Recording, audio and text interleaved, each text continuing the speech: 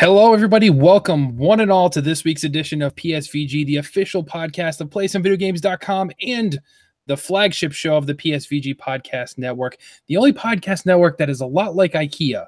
We come in many different boxes, really vague instructions, but hey, when it all comes together, it can be beautiful and really, really cheap at the same time. Is that your host, Kevin?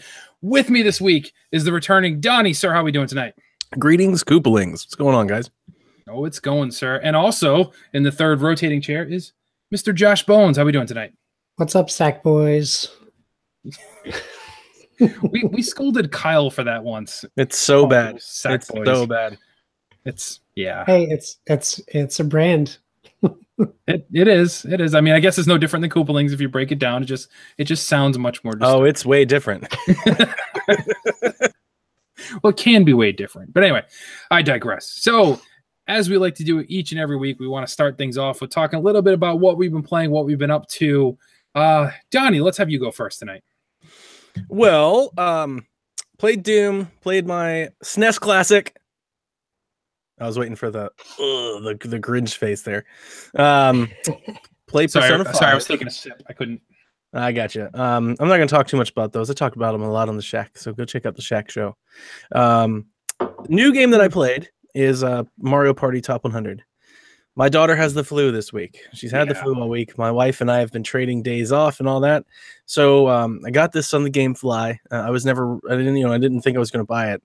And now that I've been playing with her a little bit, I actually think we might. I'm not sure how like the legs that we're going to get out of it. But I really like it. It's fun. So she's been playing it on her system as the primary. And my son and I have been playing download play like in other rooms. So she's quarantined away, but she queues up the download play and we like go walk by her door and connect, and like we're sitting on the couch and we're all playing Mario Party together. And it's fun. It's, it doesn't have that board game though, right? Like it's not that Mario Party experience, or at least I haven't seen it download play like what we've been playing. It's very much mini games, but there's a golf mini game. We've been playing a lot of that. So we like that. I've been playing Night in the Woods. I let Jason kind of talk about it last night, and I didn't really share my thoughts. So I'm going to wait for you to kind of share yours, and I'll bounce off of you. And then when I came back from Minneapolis this week, we had a nice little storm on Wednesday. Basement flooded. It's been like this long-standing thing I've been fighting. So my uncle came today, and we put a sump pump in. So I spent like half of the day today digging out my basement like 4 feet, and then putting the sump pump in and running all the wires and electrical. So super tired. So Josh is like, all right, guys, we're going to record tonight at midnight. I was like, oh no, I'm so sleepy. So I actually fell asleep at like 8 o'clock. I just woke up like an hour and a half ago. I just woke up like, oh, I got a podcast. I gotta get together. So I'm alive and awake. So I'm here. Fair enough. That works. All right, so I guess I'll go then. So, all right, number one, I literally just walked in the door from a trip to IKEA, hence the opening there. We got our tax refund in from the federal lease, so that's good news. Bad news is we had promised our girls a while ago we would redo their bedrooms when that came in. So my weekend will be 0 gaming and 100% assembling furniture. So I had to lug in like 600 pounds worth of furniture, multiple boxes, because that's how IKEA rolls. So yeah, that's my weekend, but I digress. As far as games, only really been playing 2 things. Josh talked a little bit about on board video games, and I know we could talk a little bit about it tonight as well. I jumped into Metal Gear Solid. As I said before, the intro is really weird, but I'm now coming around to the game. It's a lot of fun. The missions are cool. They're all a little bit different. Extract this person, take out that person, assassinate this target, reclaim this weapon, things like that. My only complaints, though, it's a little repetitive, which normally isn't bad, except for the fact that the atmosphere is literally, the environment is all the same. Like you're in Afghanistan. It's deserts and rocks and mountains with little encampments here and there.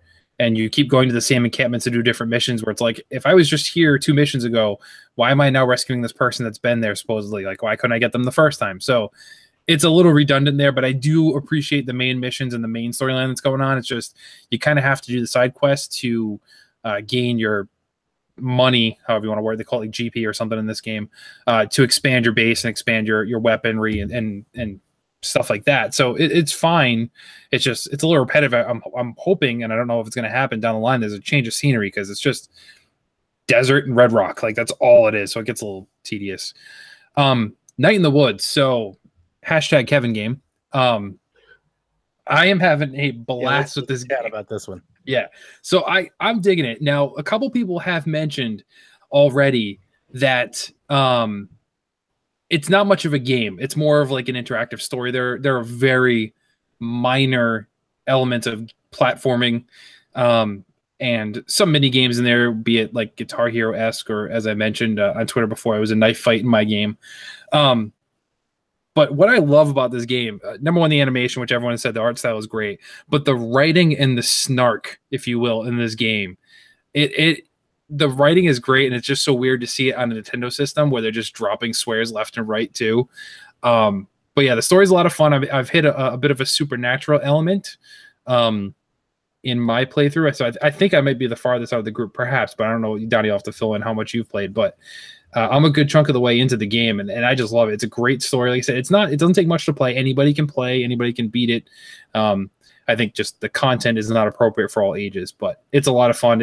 As I described before, it's like ghetto Animal Crossing. It's much more, yeah. It's just it's a great world. The characters are all unique. They all have different quirks about them, and I just love it. It's so obnoxious and snarky and sarcastic at all the same time. It's a lot of fun. So before I move on, Donnie, let's talk. What are your thoughts so far? I really enjoy the platforming. I know there's not like a whole lot of platforming challenges, but there's like some things that you can find if you go exploring, which I appreciate, and it's actually kind of fun. It feels fluid. Yeah. There's some load issues, like a lot of load screens. Yeah. And then like the initial load of the game is a little bit to get into. Like you can kind of start the game and like do something and then still come back and it's not there yet. So, but I really enjoy it. I'm at the part where I thought I was almost done with it yesterday, and I played it today. I'm not exactly. Maybe it's just a lot of game here, but I've started breaking like halogen bulbs. Oh, dude, I'm twice as far as you, and I'm not at the end. So. Really? Because I did the knife fight yesterday, and now I'm like busting bulbs. Like that's where I was like just moments ago when I woke up and I played it for a little bit, and then like so you're probably like an hour or two behind me, I think, but there's a lot left at the point where I am. Where I had to stop playing this game. More. I don't know. I've read no spoilers, so I don't know any of the content. But so yeah, you haven't seen the festival, right? The Harvest Festival. Not yet. I don't think so. So that's like the big town event. This isn't any spoilers. They have a big like Halloween festival, and after the Halloween festival, something happens, and that kind of opens up what I think part of the main story actually is. Okay. And there's a lot of paths well, not that you can go on, that you have to go on. It seems like so the story kind of breaks off a little bit too. So it looks like there's still I would say at least 2 or 3 more hours I think left ahead, if not more. Yeah, it's a lot more than I thought too. Yeah, there's definitely something here. It seems like it's really worth its money. I got my playthrough out of it. I started at Minneapolis and I'm still going and still playing and I enjoy it. The story is good enough to keep playing. The ride is good enough for keep playing. The thing that I'd say about it is there have been points and periods where I was like, this could be sweet, like Switch's Edith Finch. I don't think it's that good, but there's parts where I'm like, this is really cool. Like this game is throwing me curveballs and I'm seeing things I didn't expect and I'm kind of enjoying it. It's given me a hint of that feeling again. So yeah. I agree. So I'm going to hold off on my other story. I'm going to save that for another time because it's not really that big of a deal. So Josh, sir, what have you been playing then? So I was inspired by you jumping into Metal Gear, a game that's been on my wish to playlist for what's like 2 years now. Yeah. I figured I would give it a shot. So, gaming time is getting lesser and lesser here, especially now that the little one's walking. So we have to be, now he's getting into everything that we thought he couldn't get into before. So I can only play at night, really. So I put in Metal Gear, and I just did the prologue, and it was super weird, just like everyone says. Yeah. I did talk a bunch about it on Board of Video Games, but essentially I was, you play for 45 minutes as someone who is like the poor man's Solid Snake with Solid Snake right next to you and a full head bandage. Yep. Like it's super bizarre and super Kojima. So I really enjoyed it, but it was just, just odd, and I can't wait to get into more of the what I call like superpowered villains as what they appear to Yeah. be. Yep. Definitely like right out of the pages of like Psycho Mantis. No, yeah, totally. So very cool. And then I picked up Celeste, which I talked about as well. It's for someone who gets frustrated with Cuphead, I don't know why I thought getting Celeste was going to be a good idea. But I enjoy it. It's just one of those games that Do you? I do enjoy it. I do enjoy it. Sometimes I think like getting frustrated is good for a challenge. I just think that it's not a game like Cuphead. I if I play a level 10 times, I'm putting a lot into that because you're getting far and they show you the tracker. It's like insult to injury. You're like, oh, you're right at the finish line and you keep dying. At least with Celeste, you can stop and save it at any point. So if I get to the next level, I can just stop. If I just get through that little room, I can temper my frustrations a little bit by putting it aside. So I like it for that, and I like the challenges and the new ways to have to kind of solve puzzles. It reminds me of like Limbo style puzzles and Super Meat Boy. So I like the challenge, and I picked up For Honor, which I've been looking at for a while as well. I did the beta for a long time ago. Just kind of a game I really enjoyed, and it's a challenging game as well, but it has that multiplayer aspect, which adds in, it has AI characters as well, which is one of the things I liked about Titanfall's multiplayer. So if you're the type of person who feels like you're not just good at multiplayer and people keep killing you, you can go kill some cannon fodder for a little while, and it kind of builds up that self-esteem. At least for me, that's how I feel. So I enjoy that, and I enjoy the different play styles. And there's a lot of stuff on that Ubisoft sale going on right now. Yeah. Like at pretty great prices. So there's some stuff to look at if you hadn't. But I mean, that's my limited amount of gaming that I've gotten in. So nothing too exciting. Cool. Hey, every little bit counts. Like you, I'm playing a game that came out a long time ago. I just never got around to it, Metal Gear. So I guess the last thing we should talk about is all three of us watched this. So I had rushed myself to finish it up this morning, actually on lunch break, so that I was able to talk about it tonight with you guys. I started it last night, just didn't get around to finishing it. And that's the Cloverfield Paradox. So if you're not familiar, this kind of stealth dropped during the Super Bowl, of all things. I'm sorry, the big game, during the big game. Yeah. Sorry, NFL. As a big surprise. I mean, this has been talked about for a while. It was, codenamed the God Particle prior to that, and it kept being pushed back and delayed. But it was supposed to come out in May in theaters. And then all of a sudden, the Super Bowl rolls around. It's like, oh, by the way, it's going to be on Netflix, and it's out right after the game. So that was a little crazy. A lot of people freaked out about it. Mixed reviews so far, I'd say, with most people favoring it to not be that great. But let's dive into that one. So Donnie, why don't you go first? Your thoughts here, sir. Yeah. I love this franchise. I really, really do. I got really excited when the trailer dropped the story dropped for was a God Particle. Remember, I kind of blew up our Discord. I was like, oh my God, Cloverfield's coming back. Yes. And then I watched this as completely let down. It's not good. Is this campy, like bad, if you want to call it a horror film, kind of horror, but it's more sci-fi, really. Yeah. That's not why it's bad. I like plenty of bad horror campy movies. That's fine. It's just for Cloverfield and the quality that has been portrayed in the first two. I just think it's the weakest of the three. Like, I watched it. Some feedback that I've got. So I got a couple things with the movie that are kind of spoilers that I just could not get over. It just, like, for whatever reason, it stuck with me the entire movie.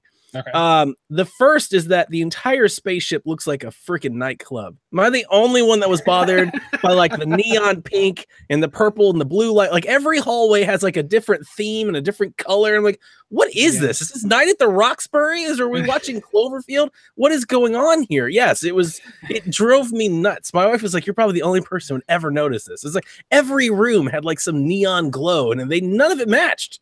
Every hallway was different. It didn't bother me that much. It didn't jump out at me. But the thing to me, at least it's a welcome change from being just the steel gray and nothing else. Like it all just kind of blurs in. What was the movie with Chris Pratt and Passengers? Yes. Yeah. So Passengers, the same thing. It was like really pretty environment and then just not a whole lot of substance in the movie. So I got that kind of vibe from the ship. But yeah, to me, it's just a welcome change from just the gray and black and nothing else going on. So the spoiler warning is that at some point in the time in the movie, a character gets his hand eaten. That's the best part. Spaceship. By the wall of the spaceship, eats his arm off. Yep. And it's in this weird situation where he doesn't feel it, or he does feel it. Doesn't hurt. So it's not like a horror gore-ish type scene. It's actually very comical, no blood. And funny. Yeah, there's no blood. Right, there's no blood. Here's the problem. For the remaining hour after that point, everybody is constantly touching the spaceship. And they don't ever even bring it up again. They don't even ask. They're like, we have to go to eBay and we've got to go and, open up the door. And like people, I'm like, it ate his arm. Am I the only one still like focused? Like, dude's arm came off and they're like touching stuff. They're opening doors. They're pulling on. It's like, this is ridiculous. This makes no sense. What else are you gonna do? But I mean, the arm thing was the best part. If your wall ate your arm, I'm pretty sure the first thing you would do to your wife and children is go, stop touching the walls. It's like you would make a plan to stop touching the walls. You wouldn't be like, you know what we need to do, guys? Let's go fix the walls. All right, more hands on the walls, which is kind of what they do. But those, like I said, those are minor issues. Ultimately, it just bothered me. Because they just don't feel like you're being fulfilled on kind of what they're painting. I like the callbacks to the movie. My favorite Cloverfield is the first one. Yes. I liked the second one. It was really good from an acting standpoint, but Cloverfield for me, and I think I'm in that group that reviews for this movie keeps referring to. There's a group I think out there that really feel like they didn't get the payoff for Cloverfield. Yes. They want to know, they want to see the destruction. They want the monster. They want the Godzilla. That's what I'm in the series for. This movie's not really giving me much of it. So like I said, I was a little disappointed. All right. So in my thoughts overall, it was an okay sci-fi suspense movie, if you will, that they tried to scramble and find a way to somehow tie it back to Cloverfield. Like this could have been an entirely different movie if you took out like the 3 Cloverfield references that were actually in it, and it would have been an average movie. But I think the Cloverfield thing knocked it up. I didn't hate it as much as you, but I also didn't critique it that much. I'm like, let me just sit back and enjoy it. That's okay. I mean, for a Cloverfield movie, let's question that. So for the other 2 movies compared to this one, doesn't this just feel like really low budget? It's like a made-for-TV movie to me. I thought the special effects were incredible. Yeah, I thought it was pretty good for Netflix. And the quality was incredible. Yeah, so with Cloverfield, like the first one to me, and that, like, I'm with you, that's my favorite one as well. But to me, the first one was campy too, and that was really corny. Like at the same time, it wasn't a serious, I mean, the guy's name was HUD, Heads Up Display. He was named after the camera. Like you don't get much cornball than the first Cloverfield. So I was okay with the corniness, but 10 Cloverfield Lane had a much more acting chops going on. People were really flexing their acting muscles without a lot to work in. So like technically that one's the lowest budget one, but I get what you're saying. But yeah, for me it was okay, but I was really hoping for some more of the monster. Like I said to my wife afterwards, because I told her I watched it. She liked the original Cloverfield, but has no interest in the rest of them. And I said all I wanted was the monster. I just wanted the monster, and there was nothing. I'm like, do another one and give me the monster. That's what I want. So, Josh, you've been fairly quiet. So, what were your overall thoughts? I know you're more into sci-fi, I think, than Donnie and I are probably. So, it's debatable. I think Donnie's pretty high up there. I'll tell you before I tell you what I thought about the movie. I'll tell you some facts about the movie. So, Donnie was right. It was called the God Particle. It was actually a spec script. It wasn't even a script that was intended to be like made. So this guy made this as a spec, which is what people do in Hollywood when they want to get hired. Yeah. So it got bought by Paramount, and it kind of sat on the shelf since 2012. And eventually, J.J. Abrams and Paramount bought it, and well, Paramount had bought it. Sorry, J.J. Abrams got involved in 2016 when they started filming it, but he decided Paramount was doing like an indie film plan, kind of like Fox Searchlight does, and they picked this up, but they didn't really know what to do with it. The script was mediocre in their opinion, as the God Particle. So J.J. Abrams saw that it could be just like he did with what was formerly called The Cellar, which turned into 10 Cloverfield Lane. Even the guy who wrote it didn't know that it was going to be changed to Cloverfield until they started like filming. Yeah. So they had to add an extra, like they mentioned Cloverfield a bunch on the ship. But what might be most interesting to people is there were no scenes on Earth in the original script. It was all that in makes the sense. Spaceship. Right. But test audiences didn't, want to know what was going on Earth, so they wrote in that whole second part of the movie, which I think worked pretty well going back and forth. Gave you that like human feel, like grounded feel. We're all over the board because I absolutely loved this movie. I thought it was great, and it was cheesy. Yeah. But I think like Chris O'Dowd, who plays the gentleman who loses his arm, he was the best. Great comic relief. Yeah, and I think they played it really well. But I also understand why people might get turned off from his character if they're wanting a sci-fi horror movie. But for me, and I might have had a different experience, I've been having issues with my soundbar in my house. So it's the first movie I've watched with my headphones in my house. Oh, okay. And it was at night. And I thought it sounded incredible. And I got really immersed in it. So I'm going to try some other movies that way and see how it feels. But it could have enhanced my experience. Maybe I enjoyed it more than I would have normally. But I mean, there was one glaring thing that I would have changed. Otherwise, I really kind of enjoyed it. I can't explain the wall eating his arm and then not eating anyone else's arms. I really not doing anything else. It's just a weird situation.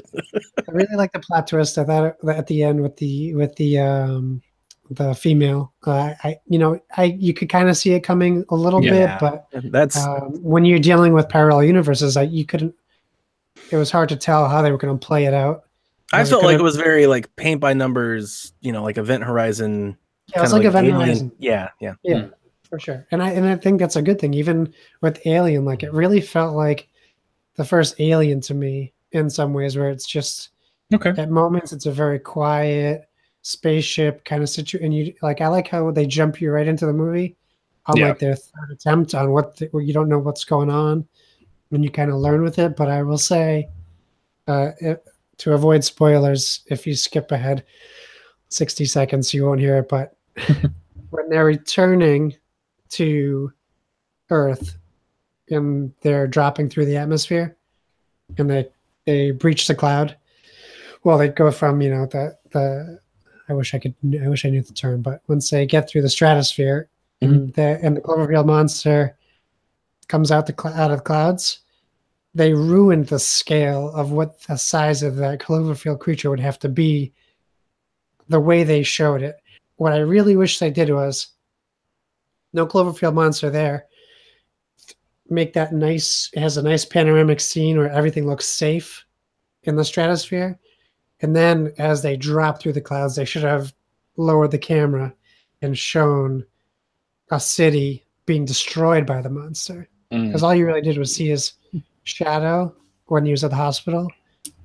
I thought if they just showed, even if it's like 10 Cloverfield monsters, whatever it was, they should have just showed that, like, dark, dreary, maybe even put in that Ferris wheel from the first movie. Yeah. Like, have that kind of play into it. Otherwise, I just really enjoyed it. I mean, I don't think it's Alien. I don't think it's on par with these big budget, huge, great movies. But for me, I'm that 16% on Rotten Tomatoes that enjoyed it. That's me. It's like 16. Wow. It was low. I haven't checked it recently, but it was pretty low. I mean, I think it's, if you're a fan of Cloverfield, it's worth watching. Is it the best thing? No, but it's worth a watch for sure. I kind of wish it wasn't a part of Cloverfield. Like I kind of wish they didn't spin the script. Like it's not the Cloverfield movie that I think Cloverfield fans want. I still think that payoff is out there, and I mean, there's money to be made there, so I hope it comes. But I hope this isn't like Sharknado, and it's like, well, people are done with Cloverfield. It's like, we're not. Just make the first one. Like let's just.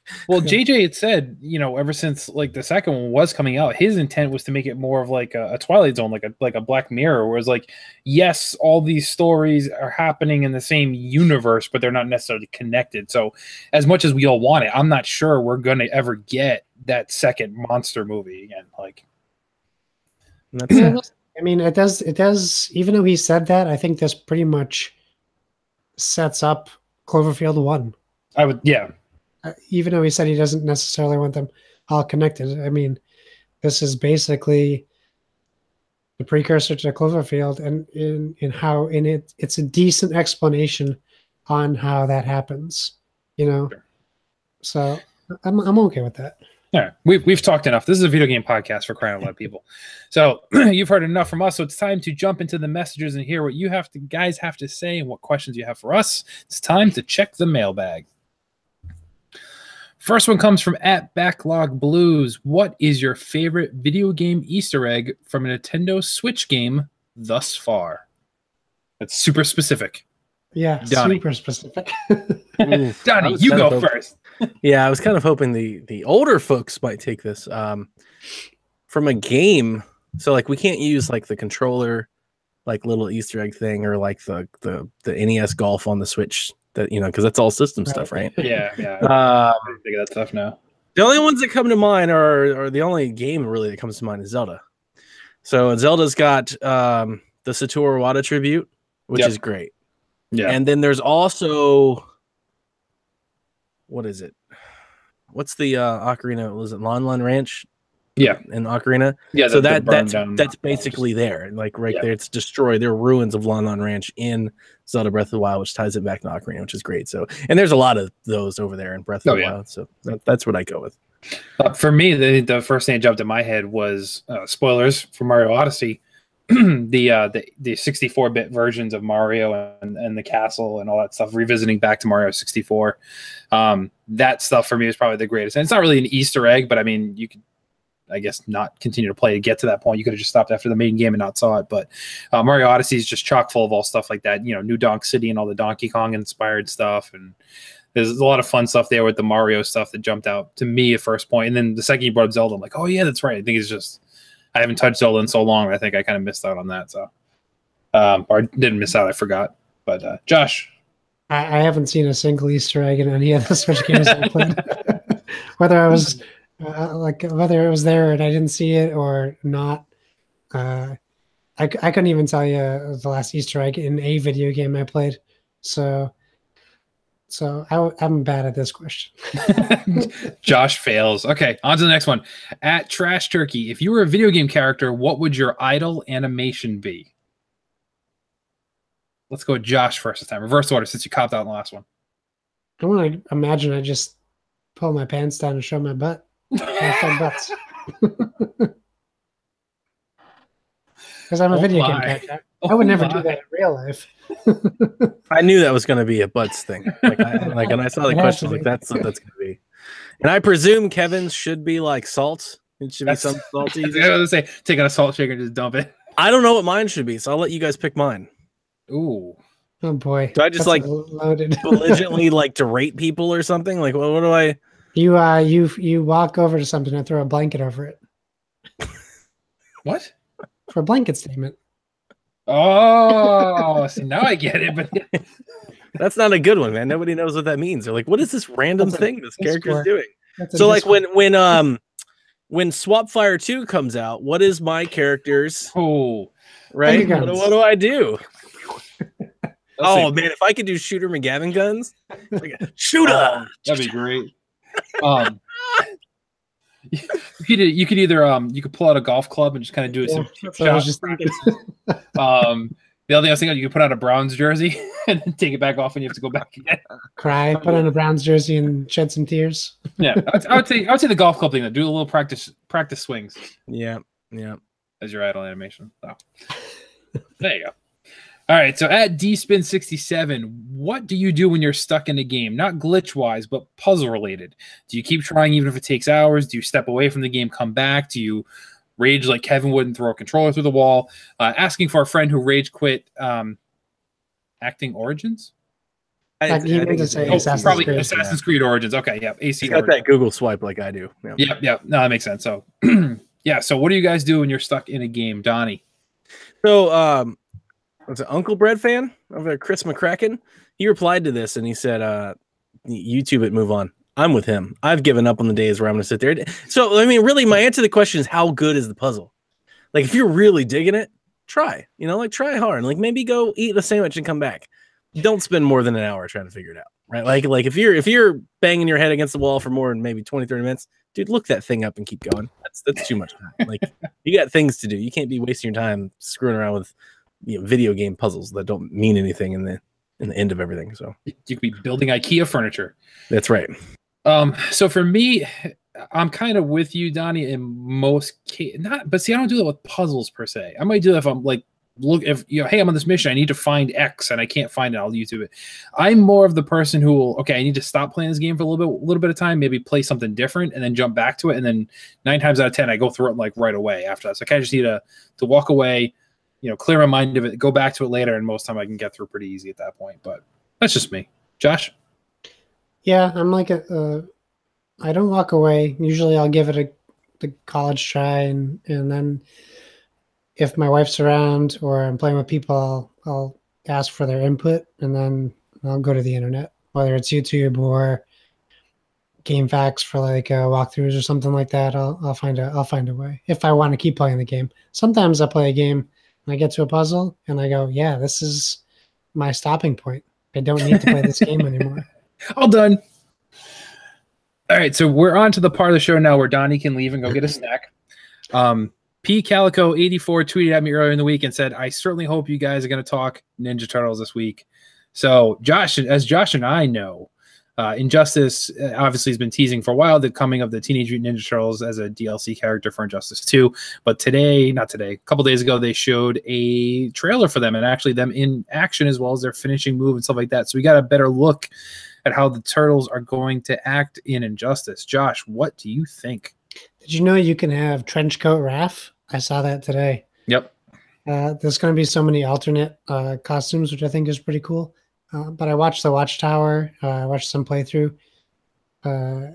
It's pretty awesome. And each turtle individually has special moves specific for that character, which is awesome that you're literally getting 4 characters. Yeah, you are. And they showed a picture earlier where you could select your turtle, but that's just for like tournament modes.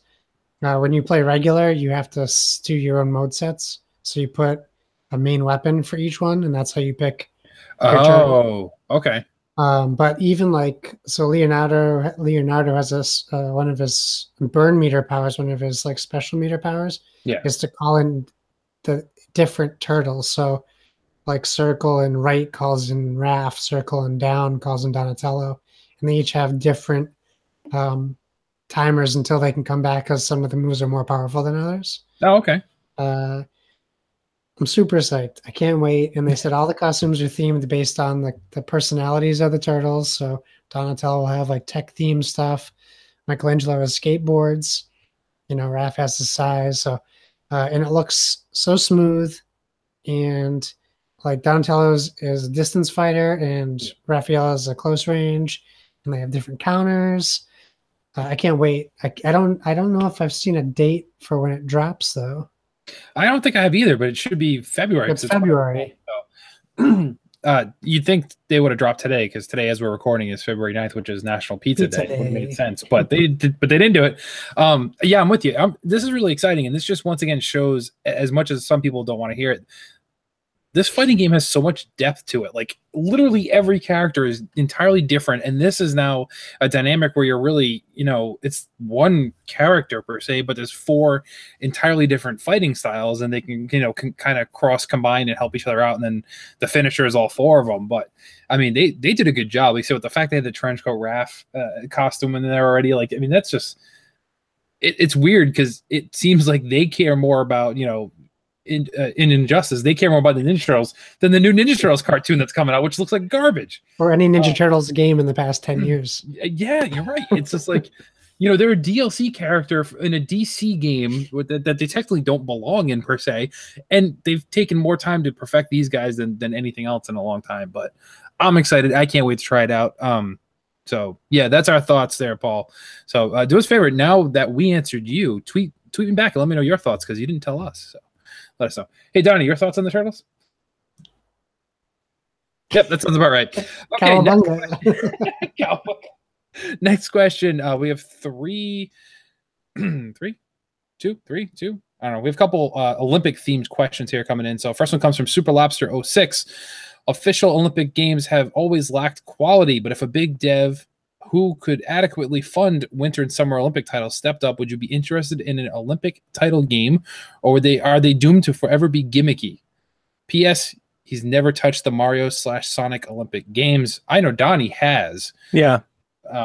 Those weren't terrible. They were fun, games. Like they were what you expect. I mean, they're what they look like they are. They're okay. They're Mario sports titles. And that like didn't Ubisoft do like Steep like Winter Olympics or expected to? Yeah, like are they gonna drop like it's Steep released the Winter Olympics the one last week. There you go. And then apparently that's still coming to Switch at some point, and they kind of missing the boat here. Like that a little bit, huh? They need to cancel that. I'm really going to be upset when they're like, sorry, we put Steep on Switch and it sold like crap. It's like you put Steep on Switch 2 years later, like apparently 2 months after the Winter Olympics. Like it's just, what a terrible decision. No, they're always going to be gimmicky. Those type of games, those type of sports, I don't think lend themselves well to video games. They really don't. I'm with you there. As I think, anytime they try and do an Olympics game, it's going to be gimmicky only because every single one of these events mechanically is going to be totally different. So they're not going to invest. Well, I would say most developers would not invest that amount of time to have, like, let's say you did the Winter Olympics, just snowboarding alone, you'd have to spend the amount of time they spent on like SSX to make a snowboarding game. But then you still have all the other sports. So there's no way a developer is going to package that as one thing. Can they make individual games that are great?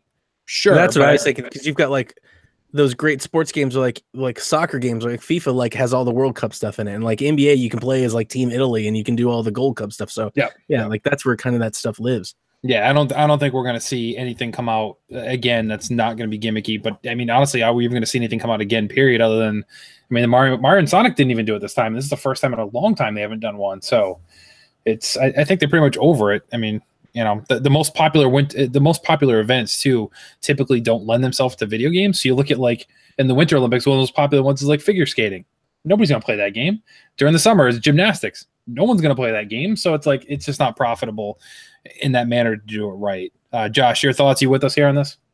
No, I'm indifferent. If I was like 16-year-old me, would totally be into it, because 16-year-old me was playing ESPN summer games and ESPN winter games, and I loved them because we would play socially. Like it would be me and my brother and my buddy sitting down and playing, but it would have like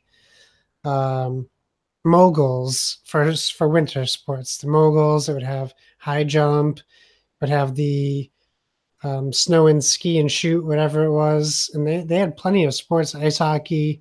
Yeah. Now they're not the same quality of like an NHL. Not that, well, I shouldn't even use that because they're not great anymore, as like an NBA Live or 2K. But the way they would package them, it worked. They had swimming. They were button mashers, sure. Yeah.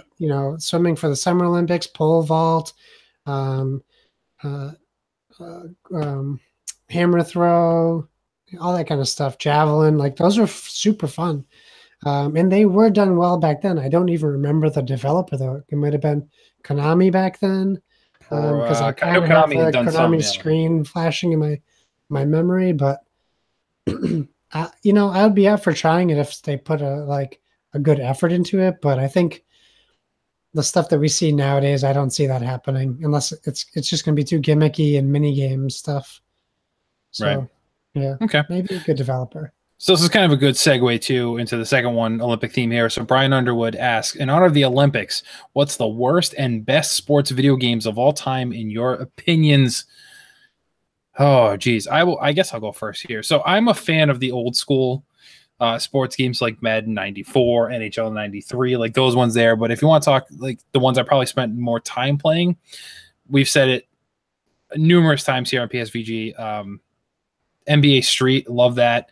The SSX games, except for the last one, loved all those. I would love to see those types of things come back. Those are probably my favorite sports video games of all time. As far as worst, I mean, I don't play a lot to be like, hey, this one's absolutely terrible. I'm not good at a lot of them, so I'd be quick to say it's terrible. Like for instance, any modern Madden, I'm terrible at. But I know it's not bad. I just suck at them, so I don't really have any say as what's the worst ones. But my favorites have been like the extreme sports, if you will. So, Donnie, as he's muted. Brunswick Bowling 2000. No, that's the worst one, right? I thought he was specifically referring to Olympic games, because I don't know if there's an Olympic game I've ever played that I thought was like, man, this is pretty fun and good. Like they've all been bad. I was telling the story earlier before we began, but like those old Olympics games on like the NES and the SNES were just awful. And I'm sure they made their way to Genesis when they were just terrible. I remember like trying to throw javelins, and it was all like meters, and you press and the meter would fill up and you let go and things would happen. And it was just awful. It was bad.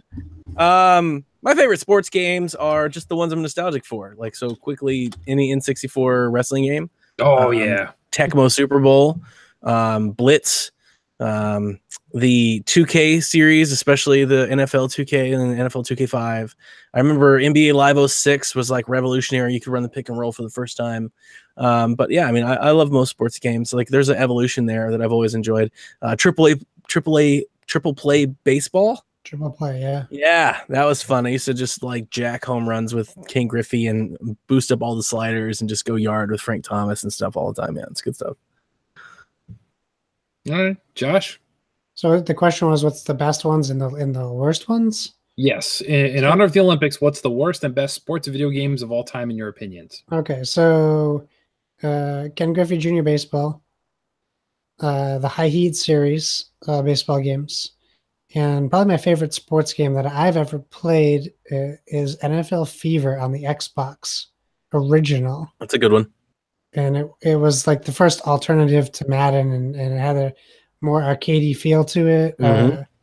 That's like, kind of like in 360, they kind of evolved that and they did the NFL Madden arcade game. Yeah. 5-on-5. Yeah, that's good stuff.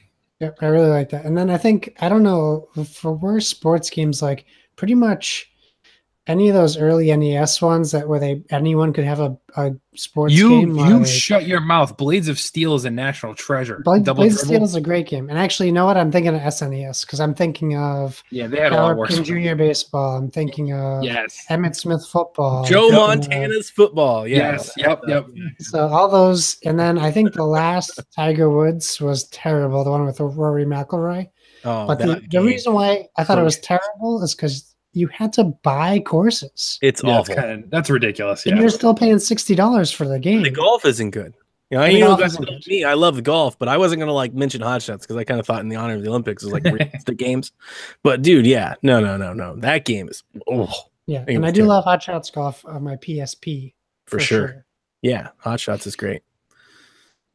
All right, we're winding down to the end of the mailbag, so a couple left here. Dopalicious. So I think this might be the time where I can almost guarantee Josh is going to be quiet, and I'm thinking Donnie might be quiet too. Yep. Why won't Capcom reboot Zack and Wiki? So either one of you, without using Google, know Zack and Wiki. I know it. I know Capcom.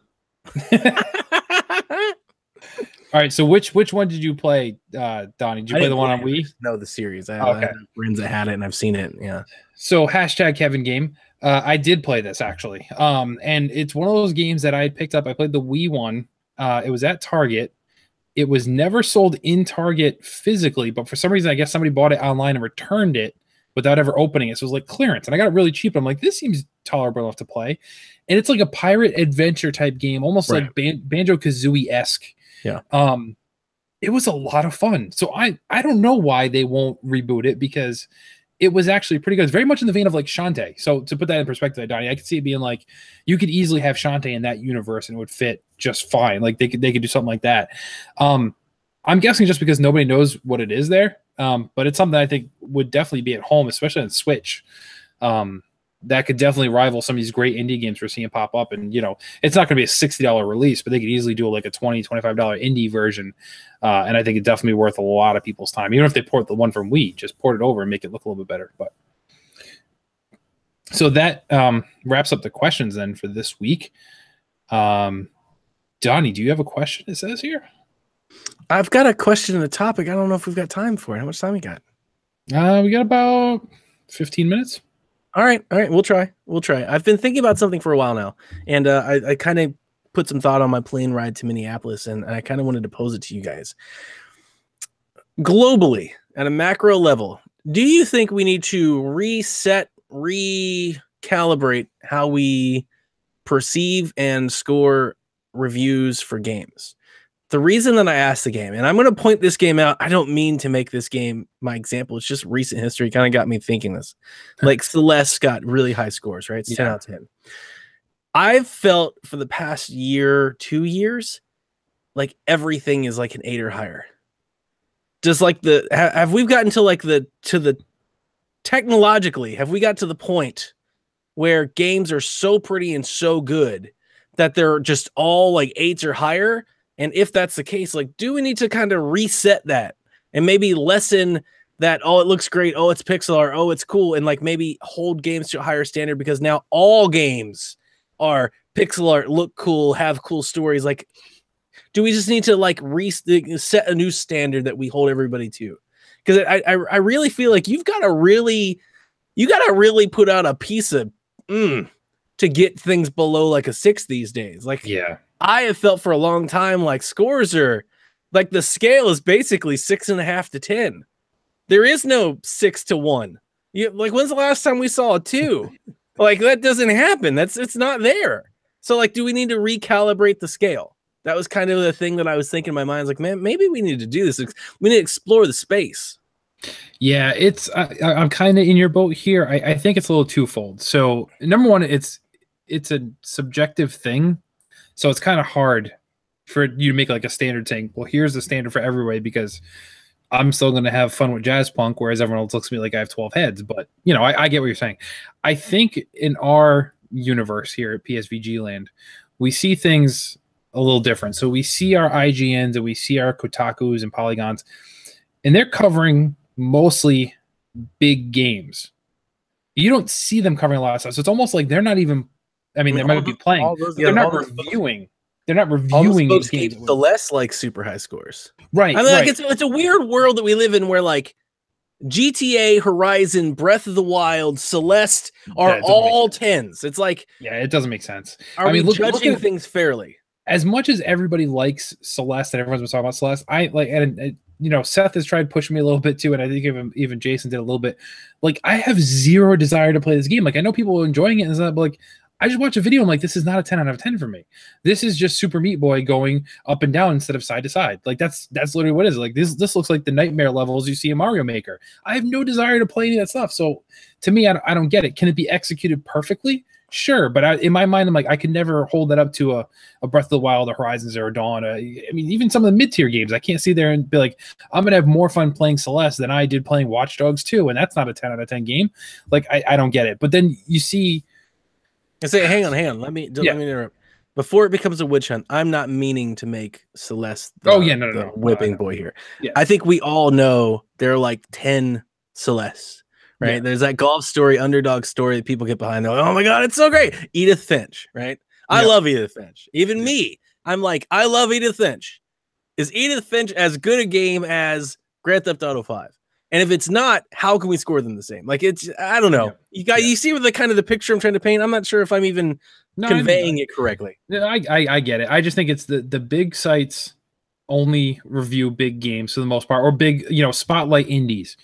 And then you look at people more in our closer circle, our other podcast, friends, or, people that have websites. I almost feel like, and this is something we I think every person struggles with, if you've ever reviewed a game for a site, you don't want to score it super bad, but you want to be honest. So I think we do a great job here, but I do see certain games seem to be inflated at other places too. And I think that's part of the thing. Like, they're just so happy to get review games that you're like, oh my God, I can't, report back to them and say this game was a 6. I have to say it's at least a 7.5 to an 8. Like, so I think there's some of that going on too. I just think people struggle with giving constructive feedback on something when it's like, well, that's, we've learned here, that's part of the industry. Like, these developers fully expect, like, hey, I'm releasing this game, I need to send out 200 codes to all these different places to get some sort of press.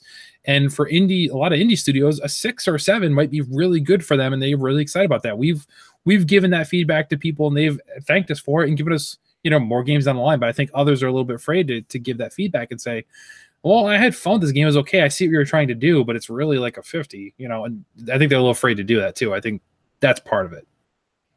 Josh, your thoughts? You've been quiet.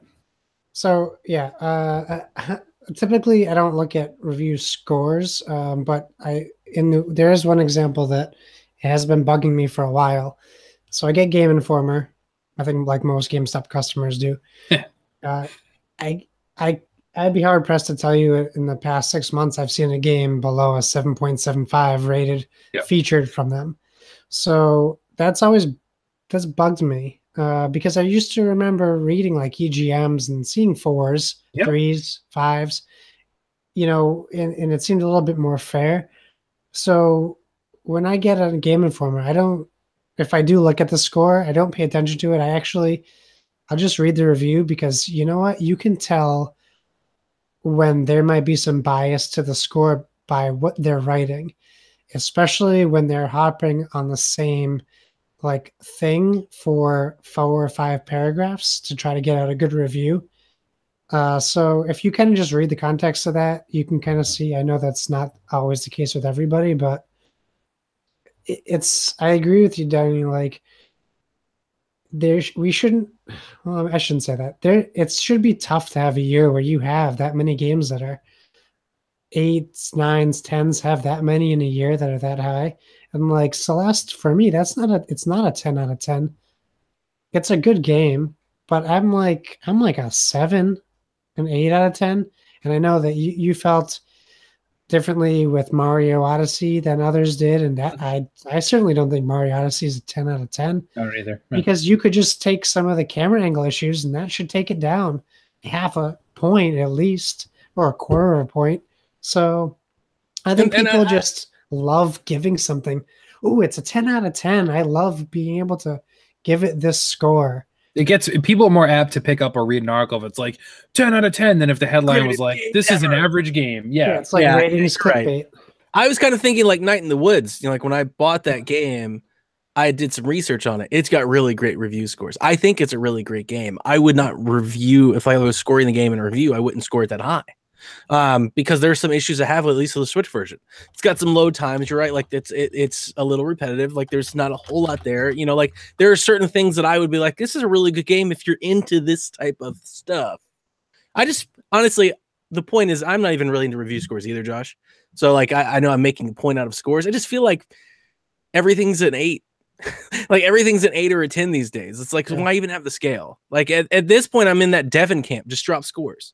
If everything is an 8 to a 10, then stop scoring things. Just positives and negatives. What we thought worked, what we thought didn't work. Just go thumbs up, thumbs down at this point.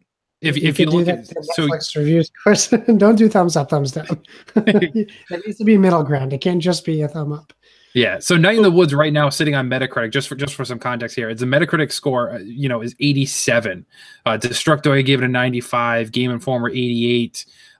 User score though is 7.1. So I'm kind of in the middle. Okay. I'm probably like an 8 out of 10 on this, but I'm not an 87. But it's a lot of fun. But yeah, you're right. The loading time, at least on the Switch, it can be pretty bad going from thing to thing. You kind of like, you just running from one screen to another, and all of a sudden it's loading again. You're like, oh, but everything else has been great. Yeah. So anyway, that's just a thought in my head, and I thought it'd be worth discussing. Absolutely. Thank you for bringing that up, sir. So that closes up the mailbag. So it's time to check into a couple items that are news of the week.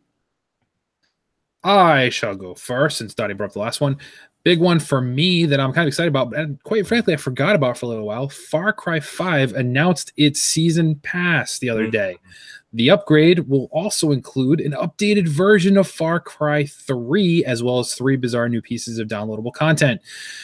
Instead of expanding on Far Cry 5's story, the DLC will actually go in a totally different direction. The 3 sections are Dead Living Zombies. It'll pit players against hordes of the undead in a zombie-infested wasteland.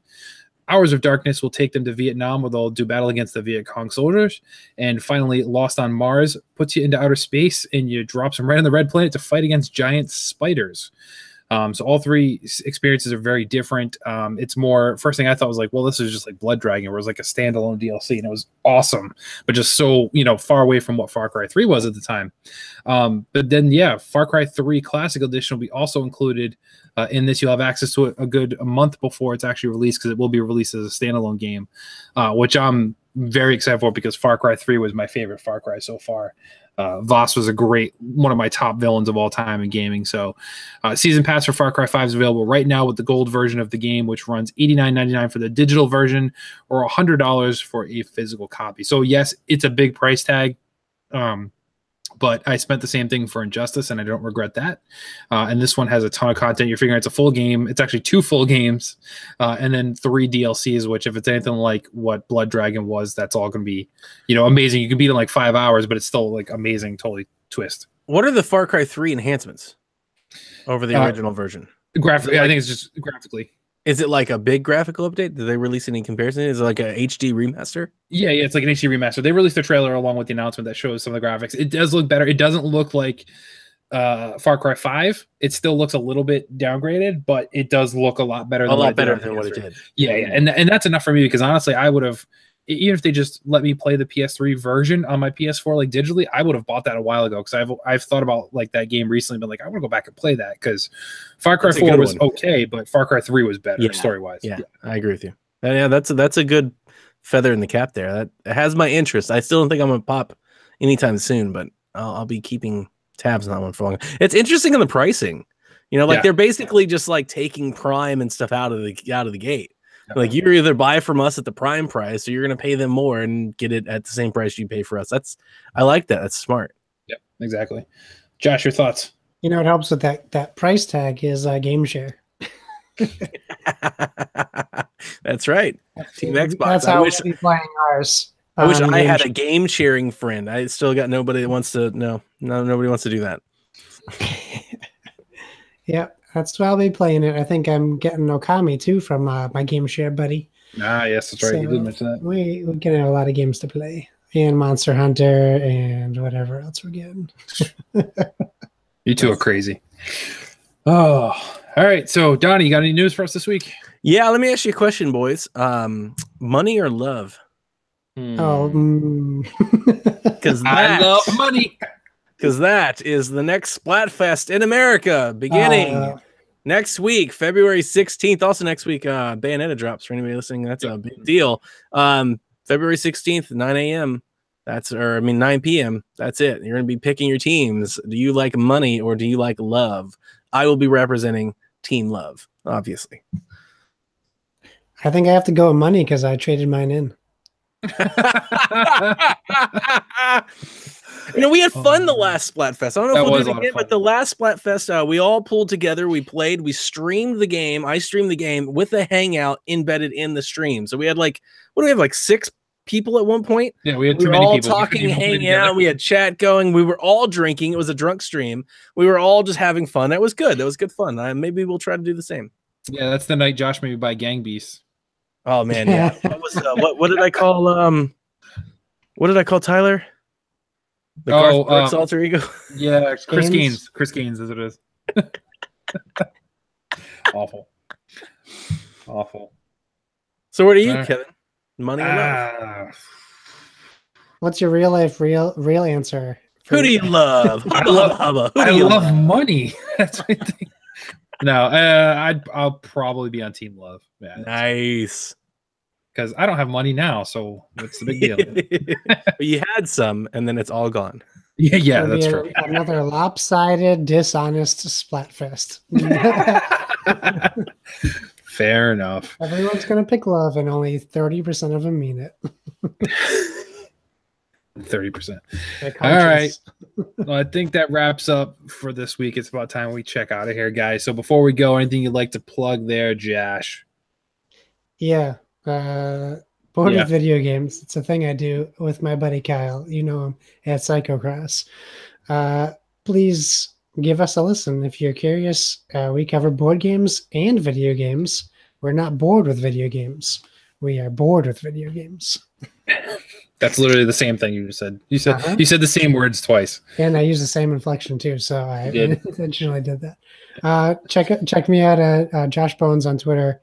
Hashtag bored with video games. Oh, sorry, bored with the VG. You can find our Instagram and Twitter as well. See all the pics of the games that I don't get to play, but I do own. And that's it for me. Donnie? You find me on Twitter over there at Playing Nintendo. You can find me Thursday nights with our own very Jason Lacey doing the Nintendo Shack. I very much enjoyed getting reacquainted with the Switch this week. It was good stuff.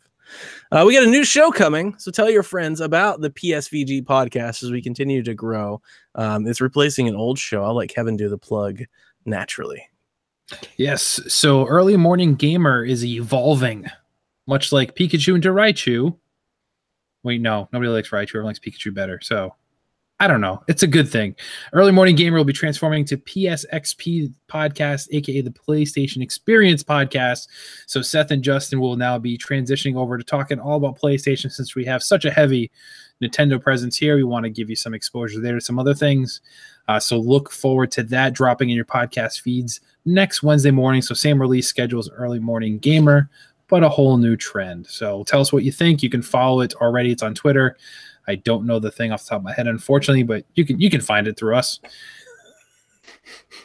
Unprepared. Anyway, check it out. It'll be awesome. Remember to hit up the website, playsomevideogames.com. You can email us, podcast at playsomevideogames.com. Tweet at us at PSVG if you want to tweet at me, at PSVG Kevin. I make it nice and easy for you guys. I don't give you any weird names or anything like that to follow. Just follow me. It's cool. But with that, boys and girls, more importantly, above all this other stuff, more important than the PSXP Cup podcast, but don't tell Seth that. It's okay. Remember to never stop gaming.